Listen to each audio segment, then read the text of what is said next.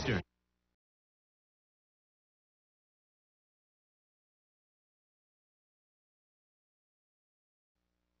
Joining me now, Congressman Elijah Cummings. He is the ranking Democrat on the House Oversight and Government Reform Committee, which this week has had its hands full. Oh, we've been busy. Yes, you have, and not in great ways. Yeah. The Secret Service scandal with the prostitutes, almost 24, we're told, and almost a dozen Secret Servicemen.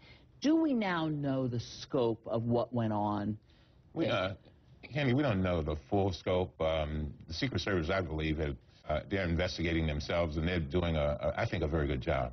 And they acted on it very quickly. They got in there within a matter of hours, a few hours, got those folks out of there, took away their security clearance, and suspended them. Now we know that 6 of them are gone, and others are being investigated. So, and they have it, and the thing that Director Sullivan has assured us of is that he will go wherever the evidence leads, and he has expanded his investigation from the initial 11, and that's why this most recent person that came up on Friday, I think it was, has been included.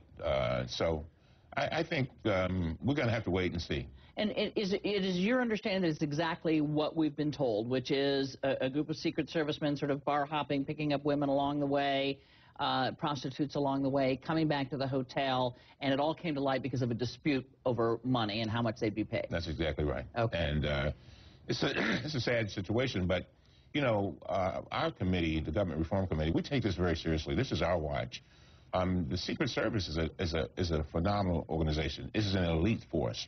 And I've said to the director, look, it's not only important that you be excellent, but we also don't want people to even imagine that they can pierce the shield of the Secret Service, because that's part of their effectiveness. Most? Oh, not the most, but it bothers me a lot, because I know that there are a lot of folks who are perhaps looking for opportunities to do harm to the president or others that the Secret Service, guard. And you never know. If they think that there's a moment of weakness, Candy, that's the time that they may think that they can act. But I want to make sure that we get this matter resolved. I want it resolved fairly. I want it thoroughly investigated, and make any changes that might be necessary. How do you change the behavior of folks? I mean, in some ways, you can't. I think Senator Reid said this is just stupid, and it's hard to fix stupid. Yeah. Well, I think that you don't necessarily change behavior, but you certainly set the tone of what you want. And when you surely they must have known that going down to Cartagena in advance of the president to set up security down there and movements down there, you probably shouldn't get drunk and pick up prostitutes. You're exactly right, and I think we have some bad actors here. I don't think that we judge the Secret Service by its weakest link. They are gone, half of them, and I think others will be leaving shortly. So you can't legislate people not being stupid, but certainly you can uphold the high standards of this organization. Keep in mind, the Secret Service has been around since 1865. And we're going to make sure that it remains the great organization that it is. So you're suggesting that there are now another 6 that are still on leave or what have been suspended, whatever we call that, that you suspect may well resign or I would not be surprised. Okay. And let me ask you, will higher heads roll? That is, we know the supervisors that were down there and involved in this are gone.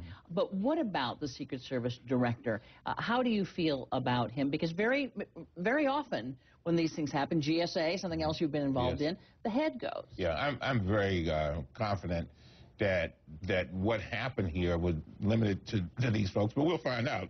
But the thing that impressed me about Sullivan is that he acted quickly. Keep in mind, the head of the region down there in South America was on that situation immediately. Got those folks out there immediately.